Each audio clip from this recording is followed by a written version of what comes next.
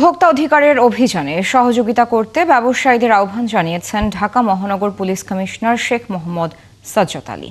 শুক্রবার চকবাজারে তিনি আরও বলেন, রমজানে দ্রব্যমূল্য সহনীয় রাখতে সবাইকে সতর্ক থাকতে হবে। আর ভোক্তা অধিকারের অভিযানের ভিডিওকে অনেকে বাড়িয়ে দেখছেন বলে মন্তব্য করেন ব্যবসায়ীরা। আরও জানাচ্ছেন নাদিয়া শারমিন। সম্প্রতি বাজারে অভিযান চালানোর সময় ভোক্তা অধিকারের ম্যাজিস্ট্রেটের সাথে অসৌজন্যমূলক আচরণ করেন একজন ব্যবসায়ী নেতা। এমনকি সরকারি কাজে বাধাও দেওয়া হয়।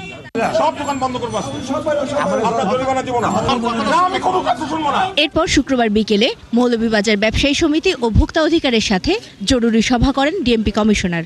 তিনি খাদ্যপণ্যে ভেজাল মেশানো বন্ধের আহ্বান জানান। ফ্যালকন অ্যালুমিনিয়াম মাল্টিলেয়ার অ্যানোডাইজ হওয়ায় সম্পূর্ণ স্ক্র্যাচ প্রুফ। Falcon aluminium. যিনি খাদ্যে ভেজাল দেন তিনি আমাদের শত্রু, সমাজের শত্রু এবং সকলের শত্রু।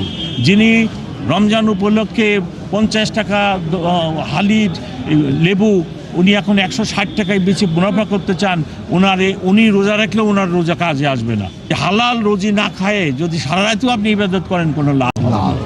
সো আপনারা সবাই, আমরা হালাল রুজি মানে কি খালি ঘুষ খাইলেই যে হারাম হইলো তা না।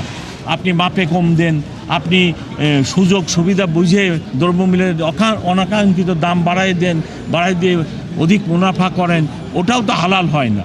ডিএমপি কমিশনারের হুঁশিয়ারি, সরকারি কাজে সবাইকে পূর্ণ সহযোগিতা করতে হবে। আপনার ব্যবসায়ী নেতৃবৃন্দেরই কাজ হবে ওই ম্যাজিস্ট্রেটকে সহযোগিতা করা। এদিকে ম্যাজিস্ট্রেটের সাথে অসদাচরণকে ভুল বোঝাবুঝি বলে দাবি করেন মৌলভীবাজার ব্যবসায়ী সমিতির নেতারা। যেটা অপপ্রচার হয়েছে অনেকটা, যেটা ঘটে নাই, এটা অনেক বাড়তিভাবে ওইটা প্রচারণা আসছে। জরিমানা করছে যে উনি বলছিল যে উনি মেমোটা দেখাবে, আপনি একটু সময় নেন, উনি দেখাচ্ছে। উনি আবার নাকি ওটা বলছিল যে না এটা ঠিক না, এটা বানানো। এই কথার থেকে এক কথা দুই কথা অলরেডি তর্কাতর্কি হয়ে গেছে। এটা এমন একটা পর্যায়ে চলে গেছিল যে আমাদের কারো অপ্রত্যাশিতভাবে। এ ঘটনার পর ভোক্তা অধিকারে গিয়ে দেখা করে এসেছেন বলেও জানান তারা। ভবিষ্যতে আর এই ধরনের ঘটনা ঘটবে না, আপনারা আপনাদের মনিটরিং চালায়া যান। নাদিয়া শারমিন, ৭১, ঢাকা।